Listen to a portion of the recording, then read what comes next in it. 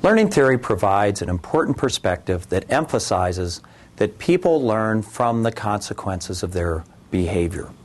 According to learning theory, people pay attention to what happens after they choose a particular behavior.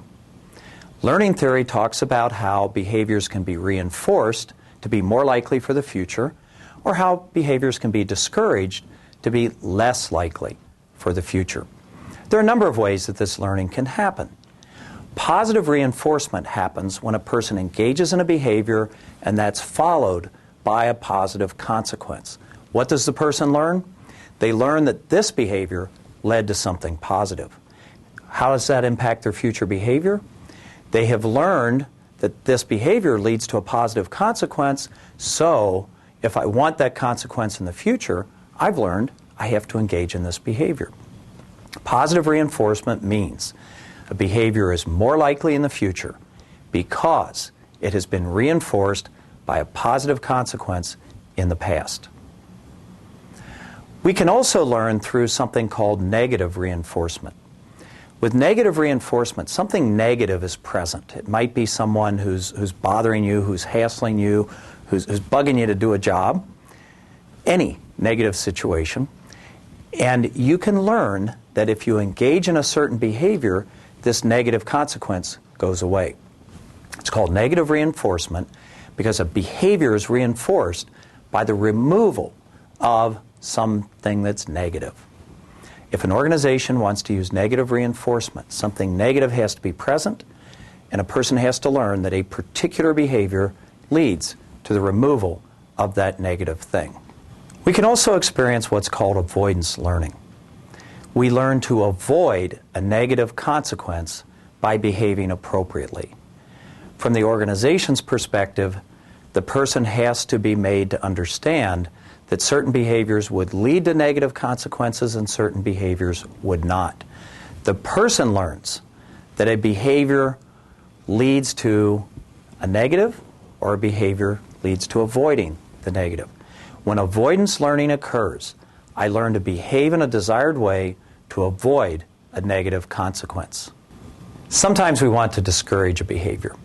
One well-known way to discourage a behavior is through punishment. Punishment is very simple. A behavior occurs and it's followed by a negative consequence. The person learns this behavior is followed by a negative consequence. If that behavior is followed by a negative, I learn to not engage in that behavior in the future. So punishment is also learning. I learn a behavior will be punished. I learn not to do that behavior again. Punishment can work quickly and can work very effectively. Unfortunately, it can also create some negative side effects when we develop negative feelings about the organization and the people who punish us. So we might look for a method of discouraging a behavior that's less extreme than punishment. Non-reinforcement attempts to discourage a behavior by ignoring the behavior. With non-reinforcement, a person engages in a behavior and nothing happens. The idea here is that if there's no consequence following the behavior, eventually that behavior will go away because it has not been reinforced. The problem is, sometimes the behavior itself is reinforcing. If you like engaging in that behavior, even if the organization doesn't follow the behavior with anything, the intrinsic rewards from the behavior will encourage you to continue it. In that sort of circumstance, non-reinforcement just won't work. Learning theory also adds a useful perspective on how we can help people learn to engage in very complicated, very complex behaviors. This is known as shaping. With shaping, we have a large, complex behavior we'd like a person to engage in, but we don't think they can do it right away. So what we do is we break that complex behavior down into small pieces. We ask the person to engage in one small piece of that ultimate complex behavior. When they engage in that one little piece, we reinforce it. Then we add another piece of the complex behavior. When they do that package, we reinforce it. We add another piece and another piece and another piece, reinforcing the person as we go. We build the desired complex behavior by breaking it down and building it up one step at a time, reinforcing each behavior as it grows toward the complex behavior. Remember what learning theory teaches us.